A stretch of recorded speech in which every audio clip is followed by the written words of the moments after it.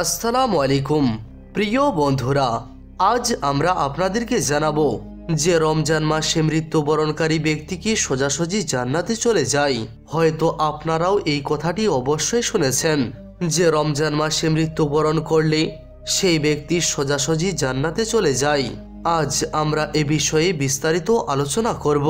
তার সঙ্গে সঙ্গে আমরা আপনাদেরকে এটিও জানিয়ে দেব যে যেই সমস্ত বাড়িতে রাতের বেলায় খাবার দাবার শেষ করে বাসনপত্রগুলি ধুয়ে পরিষ্কার করে রাখা হয় না, সেই বাড়িতে কি ঘটে। এ ব্যাপারে হযরত আলী রাদিয়াল্লাহু আনহু কি জানিয়েছেন। তাই আজকের গুরুত্বপূর্ণ তথ্যগুলি জানার জন্য সম্পূর্ণ ভিডিওটি অবশ্যই দেখুন। বন্ধুরা, প্রায় মানুষের মনে এই প্রশ্ন উদিত হয় যে রমজানে মৃত্যুবরণকারী ব্যক্তি কি সোজাসুজি জান্নাতে চলে যায় আর তার কবরে কি কোনো ধরনের আযাব হয় না। তো বন্ধুরা, এই কথাটি সত্য যে যে ব্যক্তি রমজান মাসে মৃত্যুবরণ করে তার কবরে কোনো ধরনের প্রশ্ন হবে না, আর আল্লাহ তাআলা হাসরের ময়দানে তার সঙ্গে অনেক সহযোগিতা করবেন। এমনকি তার জান্নাতে যাবার ব্যবস্থা আল্লাহ তাআলা নিজেই করে দেবেন। হযরতে আব্দুল্লাহ বিন মাসউদ রাদিয়াল্লাহু আনহু থেকে বর্ণিত যে রাসূলুল্লাহ সাল্লাল্লাহু তাআলা আলাইহি ওয়াসাল্লাম বলেছেন যে রমজান মাসে মৃত্যুবরণ করবে সেই ব্যক্তি জান্নাতে যাবে, আর যার মৃত্যু ইয়মে আরাফা অর্থাৎ ৯ জিলহিজ্জার সময় আসবে সেই ব্যক্তিও জান্নাতে প্রবেশ করবে। হযরতে আনাস বিন মালিক থেকে বর্ণিত যে রমজান মাসে মৃত ব্যক্তিদের কাছ থেকে কবরের আযাব তুলে নেওয়া হয়। এভাবেই হযরতে আয়েশা সিদ্দিকা রাদিয়াল্লাহু আনহু থেকে বর্ণিত যে রাসূলুল্লাহ সাল্লাল্লাহু তাআলা আলাইহি ওয়াসাল্লাম বলেছেন রোজার হালতে যার ইন্তিকাল হবে আল্লাহ তাআলা তাকে কিয়ামত পর্যন্ত রোজার সওয়াব দান করবেন। তো বন্ধুরা, যে ব্যক্তি রমজান মাসে ইন্তিকাল করবেন সে যদি তার ঈমানকে সুরক্ষিত রাখে অর্থাৎ যদি সে ঈমানদার হয়েই মৃত্যুবরণ করে তো তার কবরে কোনো ধরনের প্রশ্ন হবে না এবং আল্লাহ তাআলা হাসরের ময়দানে তার সঙ্গে অনেক সহযোগিতা করবেন। এমনকি তার জান্নাতে যাবার ব্যবস্থা আল্লাহ তাআলার পক্ষ থেকেই হয়ে যাবে। হযরতে আনাস বিন মালিক বলেন, আমি রাসূল পাক সাল্লাল্লাহু তাআলা আলাইহি ওয়াসাল্লামকে বলতে শুনেছি যে রমজান তোমাদের কাছে চলে এসেছে, এতে জান্নাতের দরজা খুলে দেওয়া হয় এবং জাহান্নামের দরজা বন্ধ করে দেওয়া হয় এবং শয়তানকে বন্দী করে রাখা হয়। বঞ্চিত সেই ব্যক্তি যে কিনা রমজান মাস পেল কিন্তু তার মাগফিরাত হলো না। যখন তার রমজান মাসেই মাগফিরাত হলো না তাহলে আবার আর কখন হবে। বন্ধুরা, রমজানের পবিত্র মাসে আফ্রিকার একটি গ্রামে একজন ইমাম সাহেবকে মনোনীত করা হলো। ইমাম সাহেব একজন ভালো হাফেজ হওয়ার সঙ্গে সঙ্গে খুব সুন্দরভাবে কেরাত করে কোরআন শরীফ তেলাওয়াত করতেন। এই জন্য গ্রামের লোকজন এই ইমাম সাহেবকে অনেক পছন্দ করলো এবং গ্রামের লোকজন তাকে অনেক সম্মান করতে লাগলো। এই জন্য ইমাম সাহেবকে নিজের বাড়িতে দাওয়াত দিয়ে নিয়ে আসাকে একটি অনেক বড় সওয়াবের কাজ মনে করতে শুরু করলো। ফলে গ্রামের প্রত্যেক লোকজন ইমাম সাহেবকে এক এক করে দাওয়াত দিতে লাগলো। এই জন্যই একের পর এক বাড়ি থেকে ইমাম সাহেবের কাছে খাবার দাওয়াত আসতে শুরু করলো। রমজানের পবিত্র মাস চলছিল। গ্রামের একজন লোক ইমাম সাহেবকে অনেক সম্মানের সঙ্গে দাওয়াত করলো। দস্তরখান অনেক সুন্দর সুন্দর খাবার দিয়ে পরিবেশন করা হলো। ইমাম সাহেব যখন খাবার দাবার সম্পূর্ণ করলেন তো তিনি অনেক আনন্দিত হয়ে সেই বাড়ির লোকজনদেরকে দোয়া দিয়ে সেখান থেকে চলে গেলেন।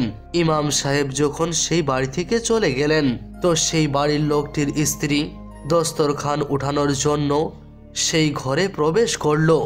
তো হঠাৎ করে তার স্মরণ আসলো যে সে দস্তরখানের পাশে কিছু টাকা রেখেছিল, সেই টাকাগুলি উঠাতে সে ভুলে গিয়েছিল।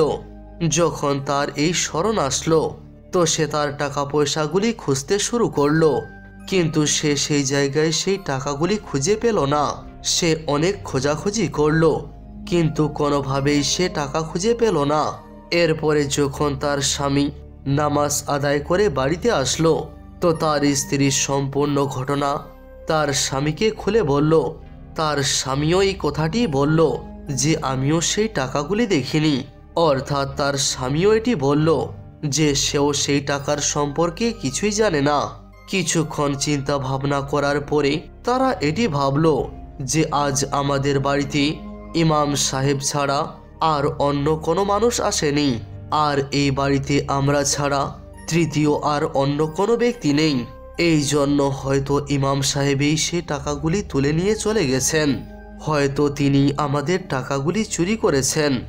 এই ভেবে সেই লোকটি ইমাম সাহেবের উপর অনেক ক্রুদ্ধ হলো এবং সে তার স্ত্রীকে বলতে লাগলো, আমরা তো এই পবিত্র মাসে ইমাম সাহেবকে খাবার জন্য দাওয়াত দিয়েছিলাম, কিন্তু সেই ইমাম আমাদেরকে এই দাওয়াতের পরিবর্তে এই উপহার দিলেন। যাই হোক, তারা লজ্জায় ইমাম সাহেবকে এ ব্যাপারে কিছুই বলতে পারল না। কিন্তু সেই দিনের পর থেকে সেই ইমাম সাহেবকে ঘৃণা করতে শুরু করলো। সেই ঘটনাটি ঘটে যাবার পরে 1 বছর কেটে গেল। আবারও রমজান মাস চলে আসলো, আর সেই বাড়িতেই ইমাম সাহেবের পালিও চলে আসলো। স্বামী পূর্বের রমজান মাসের কথা স্মরণ করে নিজের স্ত্রীর সঙ্গে পরামর্শ করল যে এই বছর আমরা ইমাম সাহেবকে দাওয়াত দেব না। কিন্তু তার স্ত্রী ভালো মনের মানুষ ছিল।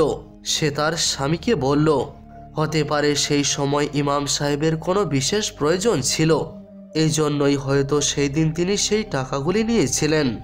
আমাদের তাকে মাফ করে দেওয়া উচিত, আর এইবারও তাকে আমাদের দাওয়াত দেওয়া উচিত। স্বামী তার স্ত্রীর কথা মেনে নিল এবং ইমাম সাহেবকে এবারও দাওয়াত দিল। সন্ধ্যার সময় ইমাম সাহেব আসলেন। যখন তাদের খাবার দাবার সম্পূর্ণ হলো, তো সেই বাড়ির লোকটি ইমাম সাহেবকে বলতে লাগলো, ইমাম সাহেব, আপনি কি এটি অনুভব করেছেন যে গত বছরের রমজান মাস থেকে আমি আপনার থেকে দূরত্ব স্থাপন করে চলছি? হ্যাঁ, আমি তা জানি।